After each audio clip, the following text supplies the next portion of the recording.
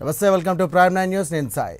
Updates చూసుకుంటే తెలుగు జాతి ఆత్మగౌరవానికి ప్రతీకగా నిలిచినటువంటి తెలుగుదేశం పార్టీ నేటితో 44 వసంతాలు పూర్తి చేసుకుని 45వ సంవత్సరంలోకి అడుగుపెట్టబోతోంది.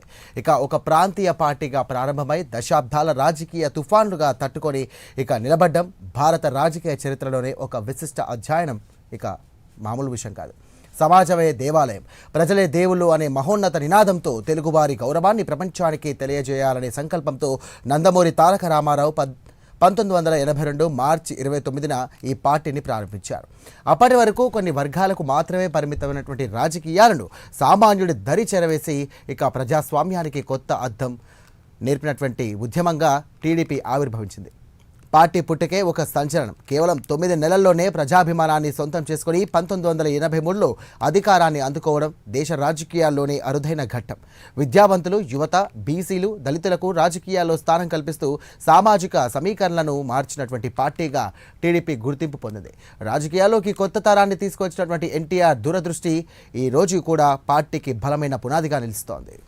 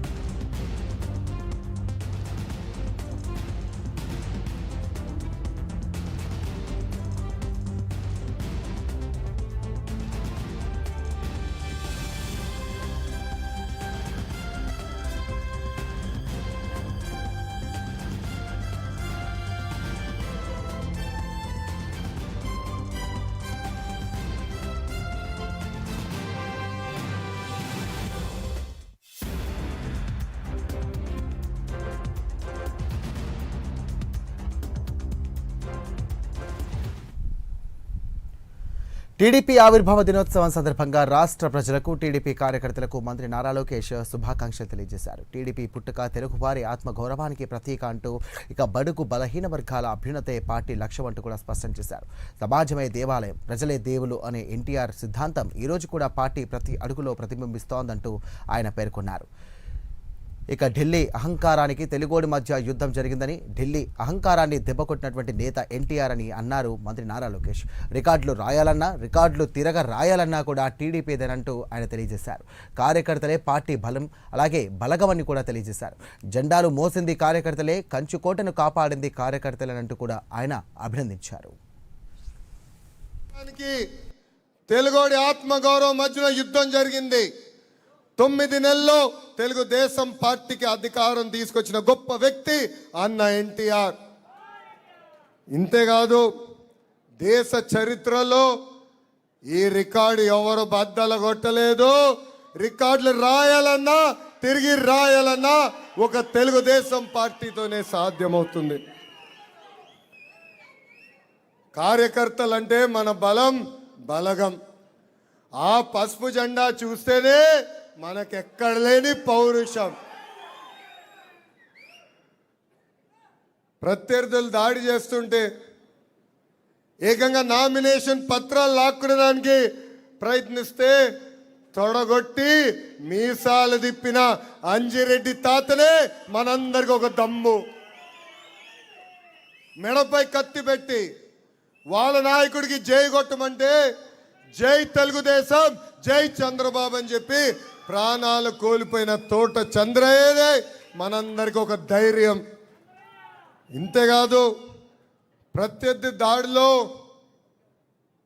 కంటి చూపు పోగొట్టినా తగ్గేదే లేదని చెప్పిన చెన్నుపాటి గాంధీ గారే మనందరికి ఒక స్ఫూర్తి. ఏకంగా పోలింగ్ బూతులు నిలబడినందుకు వైకాపా నాయకులు దాడి చేసి రక్తం కారుతున్నా చివరి ఓటు పడే వరకు నిలబడి ఆ ఈవీఎం బాక్స్కి లాక్ వేసిన తర్వాతనే ఆసుపత్రికి వెళ్ళిన మంజుల గారు మనందరికి ఆదర్శం అని ఈ సభాముఖంగా తెలియజేస్తున్నాం. ఆ రోజు నుంచి ఈ రోజు వరకు తెలుగుదేశం పార్టీ కార్యకర్తలే కంచుకోటకి కాపలా కాశారు. జెండాలు మోసింది కార్యకర్తలు, పోరాడింది కార్యకర్తలు. అందుకే నాకు ఈ కార్యకర్తలే అధినేత అని ఈ సభాముఖం మీకు తెలియజేస్తున్నా. ఢిల్లీ అహంకారం దేశానికి అభివృద్ధి చూపినటువంటి వ్యక్తి చంద్రబాబు అన్నారు నారా లోకేష్. వయసు 75 అయినా ఆయన స్పీడ్ మాత్రం 25 ఏళ్ల కుర్రాడ్లా ఉంటుందంటున్నారు. ఆయన రికార్డులు బద్దలు కొట్టే వాళ్ళు ఇంకా పుట్టలేదన్నారు నారా లోకేష్. దేశానికి అభివృద్ధి చూపించిన బ్రాండ్ మన సిబిఎన్. ప్రజల వద్దకు పాలన, విద్యా ఉద్యోగాల్లో మహిళలకు 33.33% రిజర్వేషన్, మహిళల కోసం దీపం పథకం, డ్వాక్రా, రైతు బజార్, పట్టిసీమ. అప్పుడు ఐటీ అంటే ఇప్పుడు క్వాంటమ్, అప్పుడు సైబరాబాద్ అంటే ఇప్పుడు అమరావతి. వయసు 75 అయినా స్పీడు 25 సంవత్సరాలు కుర్రోడు.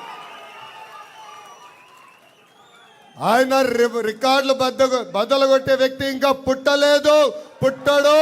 అది మన సిబిఎన్.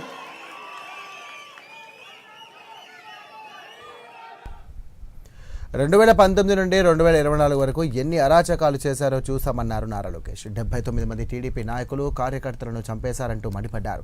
కొన్ని రాజకీయ పార్టీలు ఇక స్వర్ణంతో కార్యకర్తలు పిల్లలతో కూడా కత్తి పట్టిస్తున్నారంటూ కూడా చంద్రబాబు మాత్రం కార్యకర్తల పిల్లలతో పుస్తకాలు పట్టించారని తెలియజేశారు.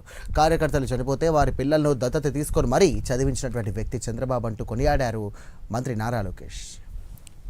19 నుంచి 24 వరకు ఎన్ని అరాచకాలు చేశారో మనందరం చూసాం.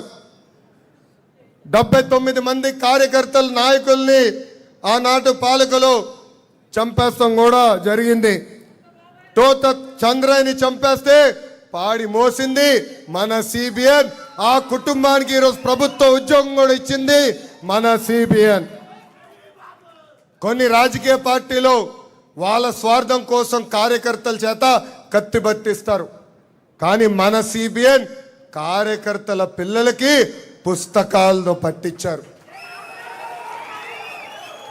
ఫ్యాక్షన్ దాడిలో మన కార్యకర్తలు చనిపోతే ఆ పిల్లల్ని స్వయంగా దత్తకు తీసుకుని చదివించి ప్రయోజకులుగా మార్చింది మన సిబిఎన్.